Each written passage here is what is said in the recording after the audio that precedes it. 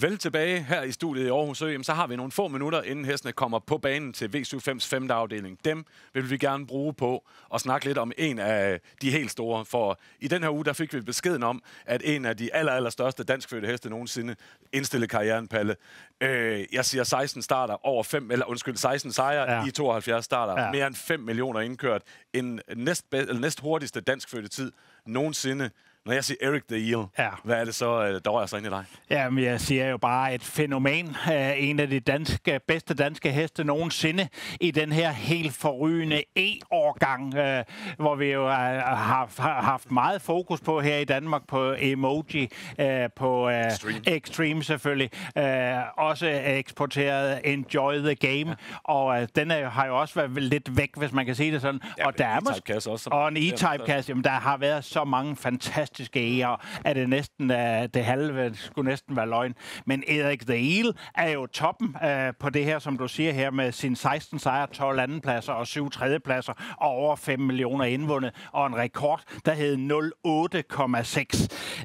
08,6. Opdrættet nede i Tabanøje hos Jeanette Marina Hansen og Jens Glud Hansen her, Panamera Racing. Det giver jo genlyd over det hele med de her kvalitetsheste i det her topstutteri, som de har. Og det skal man være lidt stolt over, at man i Danmark kan præsentere spidseklats rundt i hele verden. De er tæt på verdenskendt, vil jeg næsten sige. Men når vi nu snakker Eric the Eel, og den måske ikke helt har fået den anerkendelse herhjemme, som man kunne drømme om, er det fordi, vi så sjældent har set den i det danske? Eller, den var jo med i de unge år, hvis man kan sige det sådan, men så drog den jo afsted her og der, og jeg vil ikke sige alle vegne, men den har jo været lidt væk. Man har da kunne læse en note om den på det ene og det andet og det tredje sted, og Jeanette Marina, som de mange travfolk jo er ven med på de sociale medier, har jo måske kunne poste lidt af det forskellige, men du har ret i, tror jeg, at den måske knap har fået den anerkendelse, som den helt med rette havde fortjent. Det er klart, vi var der jo alle sammen, da den lige pludselig vandt Harper Hanovers Mindeløb tilbage for et par år siden. Jamen, der kunne vi godt huske alle sammen, den var dansk. Så jo, der er en lille pointe i, vi måske har glemt den lille bitte smule Eric the Eel. Det tror jeg, vi har. Og ved I hvad, så vil jeg gerne hjælpe jer lidt på vej. En af de første gange, vi så Eric the Eel herhjemme, det var på Lunden, hvor den i 2-årsløbet der i forbindelse med Derby-weekenden med Bjørn Gobi Solkin præsterede det her. Sidste sving indvendigt, Bjørn Jørgensen udvendigt, Bjørn Gob, 9 Eastbound and Down under pres for nummer 2, Eric the Eel. 4 Erling leder efter plads 1, Enjoy the Game er med. Nu kommer det ned gennem opløbet, hvor nummer 2, Eric the Eel er gået frem. Bjørn Gob, han er kørt frem med nummer 2, Eric the Eel, og ser faktisk ud til at afgjort løbet. Den kom med et godt rygte fra Italien. Den løber lidt og kigger på det hele, men den er så kapabel, og 2, Eric the Eel vinder foran nummer 9, Eastbound and Down, og nummer 4, Erling. Ja, billedet her med Eric the Eel, vi så den i 2 års årgang. Altså, da Bjørn han letter på liner den sidste sving, der vidste vi godt, det her. Det var. Ja, altså helt sikkert, at Eastbound and Down lignede jo en, men han havde jo bare masser at køre med udvendigt. Og nu har vi også snakket om i dagens udsendelse her, der løber masser af heste op i det svenske, der ikke bare kan løbe for afstamning. Men den her efter Muscle Hill og tophoppen Laurel America, der selv vandt over 2 millioner kroner og havde rekord 10-4. Den tror jeg, der er rigtig mange, der de behøver ikke engang kunne så lang tid tilbage. Laurel America, det var altså også en stjernehoppe, så Eric the Eel, den har altså afstamning, der forpligtede, men det levede den også med rette op til i kæmpe stil. Ja, det gjorde den. Som I kan se heste på banen her, men jeg vil altså gerne lige vise jer noget af det, som står allerstærkest på nethinden for mig. For oppe på Harper Hanovers, der fik vi altså en dansk sejr til 1 million svenske. Sådan her så det ud, da Eric the Eel den vandt det store løb. Ut igen, vidare spår 11, Eric the Eel.